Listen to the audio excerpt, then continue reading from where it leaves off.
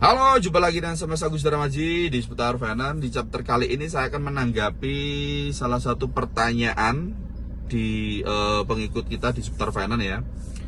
Oke, saya ucapkan sehat semua buat teman-teman semua. Jadi kalau di seputar finance itu memang kita membahas dunia kredit mobil dan motor dan KPR rumah. Karena di sini banyak yang namanya finance ya, itu juga lah ya. Nanti akan kita melebarkan kemana-mana. Nah, cuman pertanyaan seperti ini. Oh, Mamet Sewu, saya sudah dapat panggilan 1 dan sudah dapat panggilan 2. Saya tidak datang. Apakah benar Om? Saya memang nggak harus datang. Saya takut banget ya. Pertanyaan seperti itu. Oke, jadi dia tuh kredit mobilnya hilang. Mobil hilang, tapi hilangnya karena bukan penggelapan ya. Ya intinya dia udah ketipu sama temennya. Akhirnya mobilnya hilang, dijual temennya, seperti itu ya. Nah, dia tanya, dia udah dapat panggilan kedua, artinya dia udah dapat somasi 1, somasi 2 udah. Terus panggilan kepolisian 1, panggilan kepolisian 2 udah. Dia cuekin semua sesuai arahan YouTube seputar finance ya. Oke, nah saya jawab seperti ini. Dia tanya apakah saya akan dijemput Om? Kalau saya dijemput apa yang harus saya lakukan Om? Saya harus ngomong gimana Om? Nah, suwon ya bro, ya thank you udah bertanya karena ini pasti akan didengar teman-teman banyak orang di sini nanti. Jadi hanya polisi yang nggak ngerti atau polisi yang kurang belajar yang mau menjemput urusan kredit atau debitur yang dalam urusan kredit masih perdata, yang belum dipastikan kriminalnya, yang belum dipastikan pidananya, yang belum dapat surat dari pihak pengadilan. Itu hanya polisi yang bodoh. Ya, kalau polisi pintar nggak mungkin seperti itu. Nah, terkecuali ada polisi yang pengen nyoba-nyoba. Arti nyoba-nyoba itu seperti ini. Siapa tahu ya, siapa tahu ini orang ini blow on, siapa tahu ini debiturnya ini penakut. Ya seperti itu.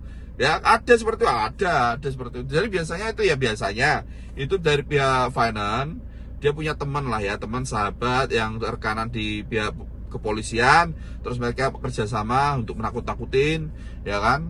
Nah habis itu mendatangilah yang namanya debitur atau kamu yang menjadi terlapor seperti itu, didatangin ke rumah. Nah, dia akan tanya, kenapa surat panggilan kita diabaikan? Panggilan 1, panggilan kedua. Ya udah, ayo saya jemput. Nah, itu tidak bisa dilakukan seperti itu. Ya, kalian kalau misalkan kalau dijemput seperti itu, kalian bilang, mohon maaf Pak, surat penangkapan saya mana? Surat penjemputan saya mana?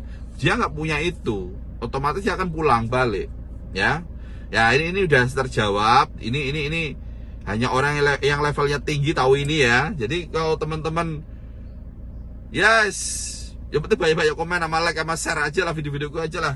Ya kan itu sebenarnya itu tuh udah tak suruh bayar itu nanti. Ya pengalaman itu mahal soalnya gak main-main ya. Saya berapa kali dampingin teman-teman orang itu ya. Jadi memindahkan orang dari titik A ke titik B itu udah penculikan ya. Apalagi dengan kekerasan ya, aduh udah beda lagi nanti. Kalau dituntut balik ya nggak bakal berani. Ya itu yang makanya aku bilang hanya polisi yang mau coba-coba atau polisi yang bodoh, ya, yang mau melakukan hal seperti itu. Tapi kalau polisi pintar, dia jelas nggak mau. Dia paling nggak mau ngurusin hal seperti itu. Ya, gimana sih kok bisa ceritanya ada surat panggilan? Nah, surat panggilan itu kalau dari urusan perdata pihak finance itu kan bayar. Mamet Sewu, bayar berapa? Kadang 1 juta, kadang 1,5, seperti itu. Untuk bikin surat 1 panggilan kedua juga seperti itu. Nah bagaimana untuk motor? Kalau motor itu mustahil aku bilang ya. Kalau ada masalah seperti ini, kalau urusan motor mustahil. Karena kenapa? Karena biaya tarik motor aja cuma 1 juta sampai 1,5 juta untuk debt kolektornya. Nah bagaimana mereka melakukan itu kalau misalkan bikin surat panggilan? Amplopnya ya jelas itu amplop resmi, suratnya resmi, bener. Jadi kalau urusan motor itu mustahil. Ya artinya gini, untuk teman-teman yang punya masalah motor, gak usah khawatir karena susah banget, gak ada pidananya. Urusan motor kalau masalah pidana itu kalau kamu maling motor, nyuri motor itu ada pidananya. Tapi kalau kamu kredit motor dengan DP sekian, terus motor kamu jual, itu tidak ada pidananya.